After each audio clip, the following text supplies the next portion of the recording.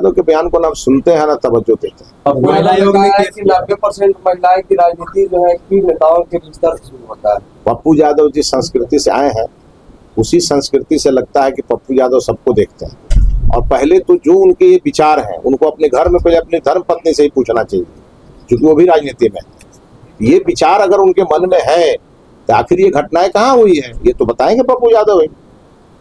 महिलाओं को इस प्रकार का उनके बारे में इस प्रकार का विचार रखना ये उनकी संस्कृति हो सकती है। अब इसके लिए सरकार जन जागरण चला रही है। माननीय प्रधानमंत्री जी संसद में खड़ा होकर बोलते हैं नारी शक्ति वंदन, नारी के शक्ति का आपको वंदन करना चाहिए। अब ये इन सब भाषाओं का प्रयोग हमारे सब नेता करते हैं और यह जो विपक्ष है उसको पता नहीं लगता है कि हमारी ही कुर्सी मत चली जाए, इस डर से वो डरे रहते हैं। और यही कारण है कि विपक्ष ने इस महत्वपूर्ण विधेयक का समर्थन नहीं किया। कल सम्राट देखिए माननीय सम्राट चौधरी जी बिहार में जब से मुख्यमंत्री बने बिहार की जनता में काफी खुशी है और इस बात की खुशी है कि माननीय नीतीश कुमार जी ने जो 20-21 वर्षों में बिहार को आगे बढ़ाया है उसको और आगे लेके सम्राट जी जाएंगे।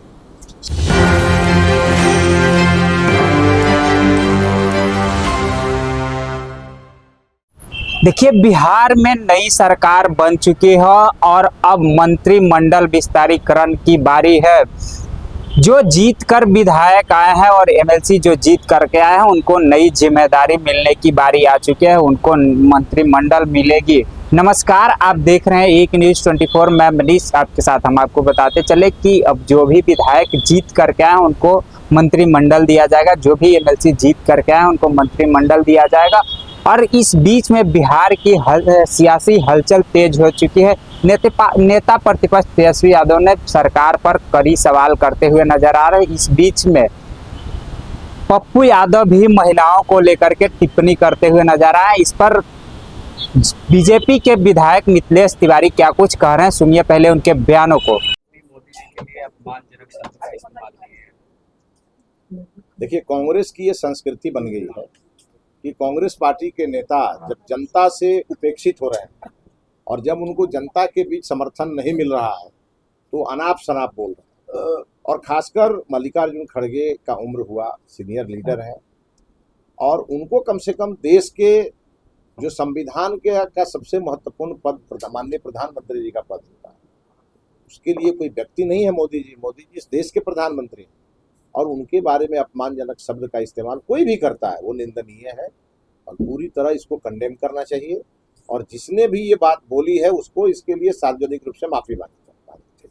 पप्पू यादव के बयान को कैसे देखते हैं? पप्पू यादव के बयान को ना सुनते हैं ना तवज्जो देते हैं। महिला आयोग ने कहा कि 90% महिलाएं की राजनीति जो है कि नेताओं के स्तर से शुरू होता है। पप्पू यादव जिस संस्कृति से आए हैं उसी संस्कृति से लगता है कि पप्पू यादव सबको देखते हैं। और पहले तो जो उनके ये विचार हैं उनको अपने घर में पहले अपनी धर्म पत्नी से ही पूछना चाहिए, क्योंकि वो भी राजनीति में ये विचार अगर उनके मन में है तो आखिर ये घटनाएं कहाँ हुई है ये तो बताएंगे पप्पू यादव है। महिलाओं को इस प्रकार का उनके बारे में इस प्रकार का विचार रखना ये उनकी संस्कृति हो सकती है, लेकिन हमारी संस्कृति है कि हम महिला को लक्ष्मी, दुर्गा और सरस्वती के रूप में पूजते आए हैं और पूजते रहे। उन्होंने ये भी बयान दिया है कि जब आप लोग इतना नारी का सम्मान करते हैं तो इतना केसेस क्यों बढ़ता है बिहार में? अब इसके लिए सरकार जन जागरण चला रही है। माननीय प्रधानमंत्री जी संसद में खड़ा होकर बोलते हैं नारी शक्ति वंदन, नारी के शक्ति का आपको वंदन करना चाहिए। अब ये इन सब भाषाओं का प्रयोग हमारे सब नेता करते हैं और यह जो विपक्ष है उसको पता नहीं लगता है कि हमारी ही कुर्सी मत चली जाए, इस डर से वो डरे रहते हैं। और यही कारण है कि विपक्ष ने इस महत्वपूर्ण विधेयक का समर्थन नहीं किया। कल सम्राट चौधरी दिल्ली में प्रधानमंत्री से मुलाकात के बाद पटना लौटे, उसके बाद आज कैबिनेट की पहली बैठक हुई। देखिए माननीय सम्राट चौधरी जी बिहार में जब से मुख्यमंत्री बने बिहार की जनता में काफी खुशी है और इस बात की खुशी है कि माननीय नीतीश कुमार जी ने जो 20-21 वर्षों में बिहार को आगे बढ़ाया है उसको और आगे लेके सम्राट जी जाए। सम्राट जी चूंकि कई बार मंत्री रह चुके हैं, एक अनुभवी नेता है, एक मजबूत नेता है। अभी गृह मंत्री बने तो उनकी बहुत प्रशंसा हुई, उनको बुलडोजर की भी संज्ञा दी गई। तो सम्राट जी से लोगों की बहुत अपेक्षाएं हैं और माननीय सम्राट जी अच्छा करेंगे ऐसा मेरा भी विश्वास है। लेकिन तेजस्वी पहले से बिहार के हर नागरिक पे 27,000 रुपए का कर्ज है और अब 12,000 करोड़ का लोन लेने का बात जो है किया जा रहा ये कौन अर्थशास्त्री का बयान है? है। ये मीडिया में खबरें नहीं नहीं, ये किस अर्थशास्त्री ने ये आंकड़ा दिया है, मैं आपसे जानना चाहता हूँ। लगातार आप लोग तो मीडिया में कुछ भी चला देते हैं, न सिर है न पैर है, लेकिन एक बात तो तय है ना कि माननीय प्रधानमंत्री जी जिस प्रकार से देश की इकोनॉमी को आगे बढ़ा रहे हैं और जिस प्रकार से बिहार का विकास हो रहा है, तो जिस अर्थशास्त्री ने ये बयान दिया है उसको ये बताना चाहिए कि 90 में बिहार पर कितना कर्ज था और बिहार को आज कितना कर्ज है, और कर्ज जो इस बात को बोल रहे हैं कर्ज वो तो चुकाएंगे नहीं। सर ये किसी अर्थशास्त्री का बयान नहीं है, आपकी लोगों के गवर्नमेंट साइट पे ये डेटा है। अच्छा, आप एक चीज बताइए कि जितने भी सरकार काम करती है, हाँ। कभी वर्ल्ड बैंक से लोन लेती है, हाँ। कभी कई प्रकार की संस्थाएं हैं जिससे लोन लेती है सरकार और देती है। अपना रेवेन्यू जनरेट करने का प्रयास ही नहीं करती। अपना रेवेन्यू में तो आप एक बार कहेंगे जी शराब क्यों बंद हो गया, आप तो यही कहेंगे ना। नहीं नहीं, बहुत सारा लेकिन जब हमारी सरकार, अब बिहार में एक बात है कि जब झारखंड बटा तो बिहार के बारे में यही कहा जाता था कि यहाँ केवल आलू है और लालू, यही कहा जाता था। तो ये तो सब लोग मानते थे कि बिहार में रेवेन्यू जनरेट करने का कोई उपाय नहीं है, लेकिन आज उसी बिहार में आप जानते हैं कि हमारे यहाँ का बालू सोना के भाव बिकता है, और हमारे यहाँ जो बालू मिलता है वो दिल्ली में नहीं मिलता है। समझ लीजिए, हमारे पास जो है हम उसी पर गौरव करते हैं और इसको लेके हमारी सरकार सजग है, उसके माध्यम से रेवेन्यू जनरेट हो रहा है।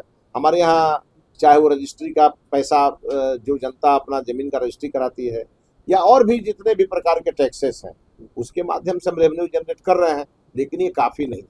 इस सरकार सर, बनने जो के नीतीश बाद से कुमार ही ने ये वादा किया था बिहार के युवाओं को रोजगार और नौकरी देने, क्या वो मिलेगा? आपको इस पर डाउट है क्या? क्योंकि बिहार के लोग कह रहे हैं कि हमने नीतीश कुमार को वोट दिया था, उनसे 20 साल आप- एनडीए मंत्रिमंडल एक में एक 4 एक मई को एक लाइन में मैं आप सबके प्रश्न का जवाब देता हूँ। देखिए, सरकार एनडीए की, सरकार कल भी एनडीए की थी और आज भी एनडीए, केवल मुख्यमंत्री का चेहरा बदला है और वो भी सहमति से बदला है। सरकार की नीति, सरकार की नीयत बिल्कुल वही है जो पहले थी। व्यक्ति बदले हैं और ज़्यादा उम्र के कारण व्यक्ति बदले हैं। माननीय नीतीश कुमार जी की भी इच्छा थी कि नेतृत्व परिवर्तन हो, और जब नेतृत्व परिवर्तन हुआ है तो पहले जो स्पीड था उससे ज़्यादा तेज चलने की जरूरत है, और हमारी सरकार चलेगी। जितने वादे हमारी सरकार ने किए हैं तमाम वादे पूरे किए जाएंगे, किसी को डाउट नहीं होना चाहिए। लेकिन अभी छठी भी नहीं हुआ है सरकार का, अभी सरकार के ओथ लेने के बाद अभी छठी भी नहीं हुआ, तो थोड़ा इंतजार करिए, है ना। आपको बहुत अच्छे परिणाम मिले। नहीं, आप कह रहे हैं कि छठी भी नहीं हुआ लेकिन अपराधी सम्राट हो गए हैं ना। आपने कहा कि सरकार का अभी छठी भी नहीं हुआ लेकिन अपराधी वाले कहते हैं तो अपराधी तो अब सम्राट हो गए हैं। आपको लगता है कि बिहार के 14 करोड़ लोगों का परसेप्शन आरजेडी वाले तय करेंगे? आरजेडी वाले परसेप्शन 1 मिनट के लिए मीडिया में बना सकते हैं, लेकिन जनता में नहीं बना सकते हैं। परसेप्शन क्रिएट कर वो नहीं कर सकते हैं। वो तो ये भी कह रहे हैं सर, जनता पिछले ने दरबार से मुख्यमंत्री आए। अच्छा, तो वो जनता के वोट अच्छा, वो से राबड़ी जी को सबको कहाँ से बनाए थे?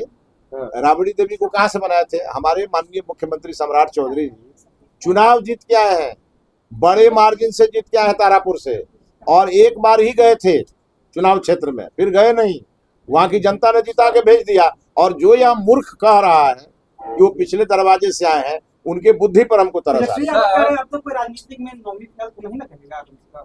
काहे नहीं कहेगा तेजस्वी यादव को? 7वीं फेल मुख्यमंत्री नहीं, बने। तेजस्वी यादव सर्टिफिकेट लाए ना, जो सर्टिफिकेट सम्राट जी के पास है, ले आए वो भी। सर नवंबर में जनता ने आपको वोट दिया, नवंबर से अभी तक जो है 6 महीने हो चुके हैं, आप कह रहे हैं छठी नहीं हुआ। नहीं आप नहीं हर 6 महीना में नहीं, चेहरा बदलिएगा, उसका जिम्मेवार जनता आप एक चीज बताइए, जनता ने आपको कहा है कि ये काम नहीं हो रहा है? जनता ने कहा है, मैं जनता का प्रतिनिधि हूँ, मैं बोल रहा हूँ आपको। आपके पास पैसा नहीं है, आपको क्या बात कर रहे हैं भाई आप? सारा काम आप बंद नहीं, है, चलिए, टेंडर पर मैं सुनिए, पेंशन नहीं मिल रहा अरे है। रुकिए, मैं आज आया हूँ बिहार, और भारत सरकार से, बिहार सरकार के माध्यम से 6 करोड़ की योजना लेके आया मैं अपने कंस्टिट्यूएंसी के लिए। ये बात जो है ना, ये राजा रानी की कहानी बंद कर दीजिए। अच्छा छोड़िए, आप मंत्री बनने जा रहे हैं, उस पे क्या कहेंगे? हम भाजपा के संतरी है और संतरी ही रहेंगे। बीजेपी में सब कुछ ठीक है बीजेपी में कुछ भी गड़बड़ नहीं क्योंकि है। सरकार जब से ये नई बनी है कहा जा रहा है कि विजय सिन्हा जी के आदेशों और फैसलों पर लगातार पलटा जा रहा है। अरे कोई ना किसी शर्मा का फैसला होता है, ना किसी वर्मा का फैसला, फैसला सरकार का होता है। शराबबंदी पर क्या है कि नहीं? सुनिए, जो विजय सिन्हा जी ने फैसले किए होंगे बिहार के हित में किए होंगे, जो सम्राट चौधरी जी ने फैसले किए होंगे वो बिहार के हित में किए होंगे। फैसला में आप लोगों को लगता होगा तो जिस समय हड़ताल थी उस हड़ताल को रोकने के लिए माननीय विजय सिन्हा जी ने कड़े फैसले लिए। आज वो सब मान गए होंगे, माननीय सम्राट जी ने बहाल कर दिया होगा। इसमें आप लोग जो ये चला रहे हैं कि विजय सिन्हा जी के फैसले को सम्राट जी ने बदल दिया, ये बेकार बात है, निराधार है। दोनों बहुत अच्छे मित्र हैं। माननीय सम्राट जी और विजय सिन्हा जी के संबंध बहुत मधुर हैं और उन दोनों के संबंधों के बीच का फेविकोल मैं। लेकिन उनका सिक्योरिटी हटा दिया गया सर। सिक्योरिटी कहाँ हटा दिया गया भाई? कल तक वो मुख्यमंत्री, सुनिए एक बात ध्यान रखिए, कल तक वो उप मुख्यमंत्री थे, उस लिहाज से उनकी सिक्योरिटी थी। आज वो केवल माननीय विधायक है, फिर भी सामान्य विधायकों से ज्यादा सिक्योरिटी। ये कोई न्यूज नहीं है जिसको आप लोग चला रहे हैं। जब जैसे सरकार को लगेगा कि उनको और सिक्योरिटी देना चाहिए, सरकार देगी, इसमें परेशानी की क्या बात है? प्रशांत किशोर से मिला तेज प्रताप यादव कल रात में। दो हारे हुए नेता एक साथ मिल रहे हैं, ये भी आपके लिए न्यूज है। सर आज फिर से पूर्णिया के सांसद पप्पू यादव ने प्रेस कॉन्फ्रेंस करके कहा है। तो जी हाँ, आपने सुना, उन्होंने इस पर कहते हुए नजर आए कि सबसे पहले पप्पू यादव को अपने गिरबान में झांक करके देखना चाहिए, क्योंकि उनकी अपनी जो घर की हैं पत्नी वो भी राजनीति में सक्रिय हैं, राज्यसभा सांसद हैं। तो ऐसे बातों को बोलने से पहले अपनी गिरबान में झांक लेना चाहिए। तो ऐसे ही तमाम खबरों के लिए बने रहें एक न्यूज़ 24 के साथ। धन्यवाद।